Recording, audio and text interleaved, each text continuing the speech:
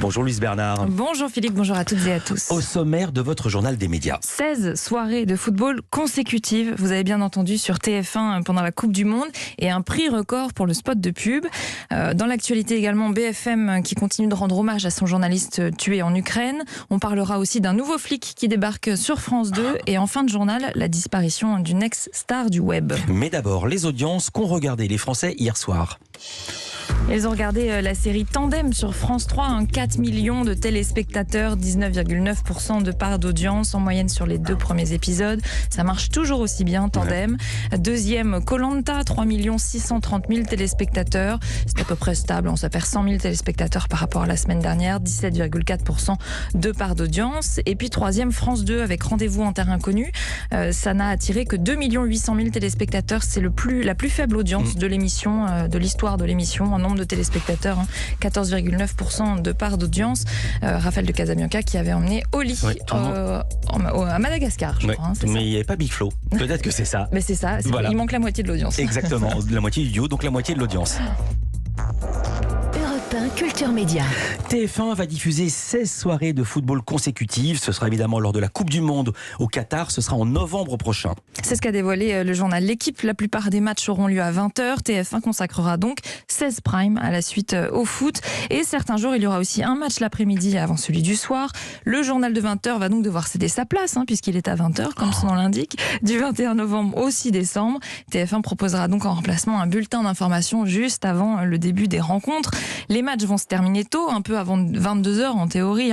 La seconde partie de soirée sera donc potentiellement très suivie elle aussi. Donc TF1 proposera le mag d'après-match avec un dispositif important autour de cette émission, promet la chaîne. La Une a également dévoilé au journal L'Équipe le tarif des publicités pendant la Coupe du Monde. Le spot le plus cher sera facturé 330 000 € bruts pour 30 secondes. Le plus cher de la compétition, mais aussi de l'histoire de la télévision française. Ce serait lors de la mi-temps de la finale. Mais si les Bleus jouent, évidemment, s'ils ne sont pas qualifiés, c'est beaucoup moins cher. En 2018, TF1 avait facturé certains spots 280 000 € bruts lors de la finale. Alors pourquoi les prix augmentent cette année ? Il y a une explication simple. Cette Coupe du Monde devrait être encore plus suivie. Comme elle a lieu en hiver, le public a tendance à être plus chez lui, devant la télé à cette période. Beaucoup de matchs, je vous le disais, ont lieu en prime. C'est le moment de la journée qui attire le plus de téléspectateurs. Et puis Médiamétrie va comptabiliser les audiences hors domicile pour la première fois, c'est-à-dire dans les bars, les restaurants, les résidences secondaires, ce qui va mécaniquement augmenter les chiffres d'audience. Enfin, un dernier argument de taille, c'est une période clé pour les annonceurs puisque c'est juste avant les fêtes de Noël. BFM TV renomme un concours en hommage à Frédéric Leclerc-Imhoff. Le défi BFM TV s'appellera désormais le défi BFM TV Frédéric Leclerc-Imhoff. C'est un concours annuel pour les étudiants en école de journalisme qui permet à 2 d'entre eux de remporter un CDD d'1 an dans la rédaction. C'est évidemment un hommage aux journalistes de la chaîne décédés fin mai en Ukraine et un symbole, dit la chaîne dans un communiqué, de l'engagement et la volonté d'informer de toute une profession. En plus de ce concours, BFM TV va aussi renommer sa rue des studios. C'est là où se trouvent les différents plateaux. Elle va devenir la rue Frédéric Leclerc-Imhoff. Une plaque commémorative sera d'ailleurs installée au cours d'une cérémonie.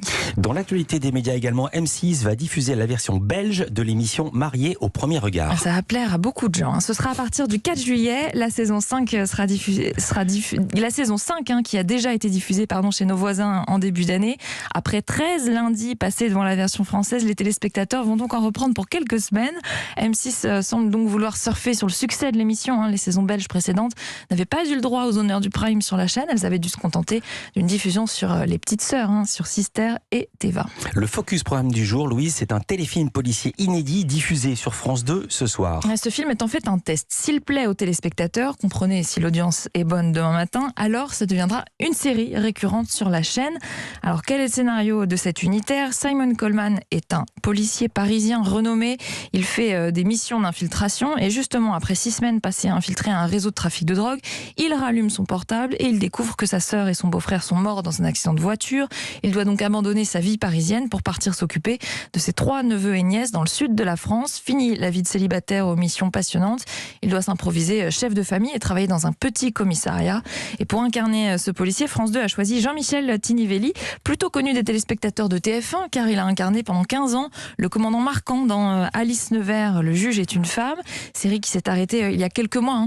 Il lui a fait un un clin d'œil puisque son personnage sur France 2 porte le même manteau que celui de la série de TF1. Et je lui ai demandé donc si ça ne l'embêtait pas d'incarner à nouveau un flic après tant d'années à en jouer un. Je me suis dit, encore un flic peut-être, mais sers-toi de ce que tu as fait dans Liste verte. Les scènes de crime, j'ai appris la technique des scènes, j'ai appris la technique de l'enquête, j'ai appris aussi... Mais je me suis surtout dit ça, je me suis dit, prends-le, ne le renie pas, ne te planque pas, ramène même le manteau, pousse la coquetterie pour qu'on te dise...